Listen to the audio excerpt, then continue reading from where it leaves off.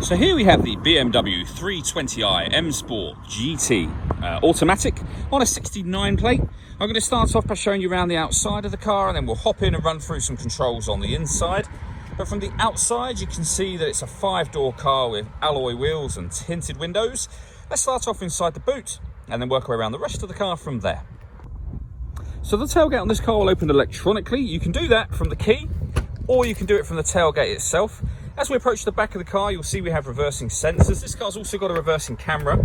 Plenty of boot space on top of that, along with 3 individually folding rear seats, should you wish to increase that space even further. And then underneath this tray section, even more space should you need it. Okay, so we're just going to work our way back around to the front of the car, and then we'll hop in and run through some controls on the inside. But now that we've done a full circle of it, you can see it's in excellent condition the whole way round.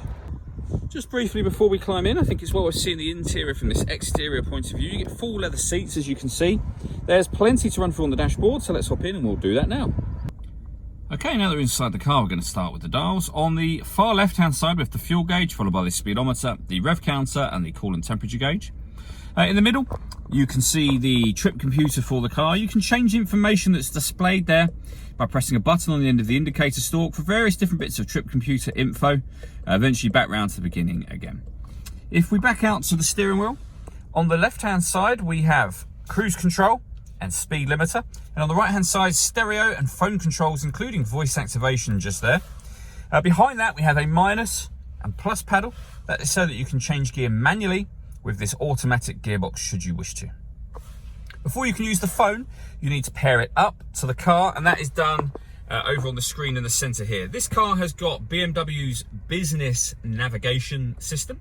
So obviously it's got satellite navigation. There's a full video that shows how this works that you can find both on our website and also on our YouTube channel as well.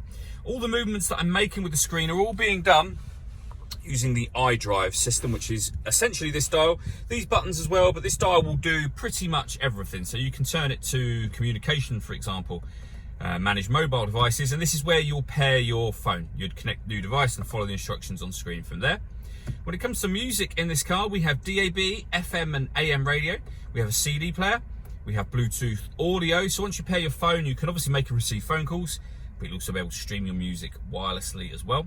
We have USB input, and you can make certain sound adjustments from here, so bass, treble, etc. And if you wish to, you can pair your phone directly from this menu as well.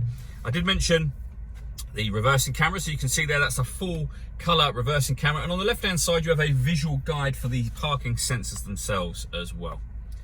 Working our way down from that, we have the CD player here, the main volume for the stereo just to the left hand side of that. We then have dual zone climate control, so you can adjust the passenger and driver temperatures. You can determine where you would like the air to be redirected once it enters the vehicle for both sides independently. When you're happy with those settings, that button turns the air conditioning on, and this button will increase and decrease the fan speed. You can leave it like that in a manual setting, or hit auto. The car will now take control of the direction of the air and the fan speed to maintain these 2 temperatures for you. To override that, simply press the auto button again. This car's also got heated driver and passenger seats, both with 3 different heat settings each. We then have 2 cup holders. There's a 12-volt charging socket underneath this cap, so you can charge your phone, for example. We have the gear lever for the fully automatic gearbox, next to which we have these buttons here. So this one firstly turns off the traction control for the car, and this one will change the driving setup. So we're in comfort mode at the moment, which would be, if it was labeled, the middle section of this button essentially.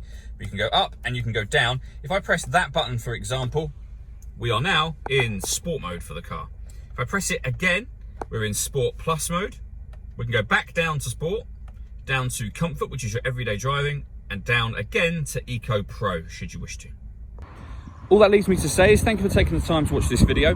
If you'd like to come and see the car in person and have a test drive, please feel free to call any of our MJA sites. We'd love to hear from you soon.